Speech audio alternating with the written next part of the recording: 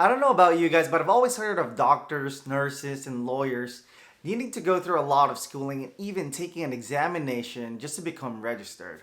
But I've never really heard of architects needing to go through the same, if not a more difficult path.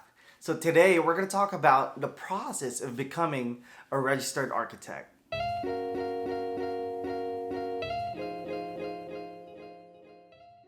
Hello everyone, my name is John Imperial and today we're going to talk about the steps you need to take in order to become a licensed architect.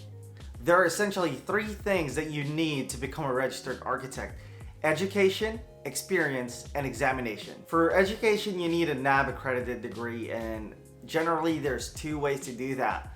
First is you can take a 5-year course in Bachelor of Architecture, or you can take a 4-year degree plus 2 years in Master of Architecture. If you have a foreign degree like mine, you would need to have it evaluated by ISA. And ISA's job is to essentially determine whether your education meets the requirements here in the US. Fortunately for me, I didn't need to take any classes, and actually my credits are more than what's required here in the US. But I've heard of my friends needing to take some classes, whether that's English or building codes, but most of them could be taken online. There are different ways to fulfill those education requirements, so make sure you check the link down below and I'll put some links there regarding that topic. The next thing is experience. And this is known as the Architectural Experience Program, and in most states the requirement of 5,600 hours is now 3,740 hours, and this is roughly about 2 to 2.5 years if you're working about 40 hours a week. But not to mention, you need to have experience in 6 categories.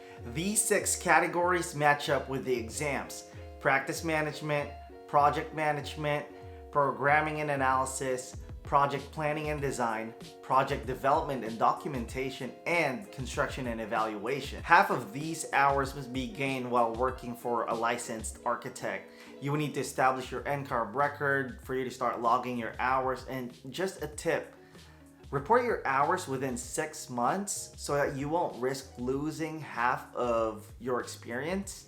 So just a quick story, I worked in Singapore for 2 years and I didn't actually know this rule. So what ended up happening is I lost half of my hours that I worked for 2 years just because I missed that window. But the good thing is I got my hours done about the same time that I finished the exams, so it all worked out in the end. Lastly, examination. Before you can schedule an ARE division, your jurisdiction's Board of Architecture will need to approve your eligibility to test. Each jurisdiction sets its own rules as far as when you can take the test, so make sure you meet all requirements before requesting for eligibility. Also, there are certain rules when taking the AREs, one of which is the 5 years rolling clock, which means you need to pass the exams within 5 years. Any division that lapses that 5 years becomes invalid and means you would have to take that division all over again. Also, if you fail, you would need to wait 60 days before you can take that division again. There's a limit though. You can only take a certain division 3 times within a year, so make sure you're planning it smart when you're retaking your exams. After passing the exams, depending on where you are, you might need to take another exam. If you're in California, there's that supplemental exam, and in my case, I had to take a Northern Design course. And after that, you can call yourself an architect. Sounds easy, right? No, it's not.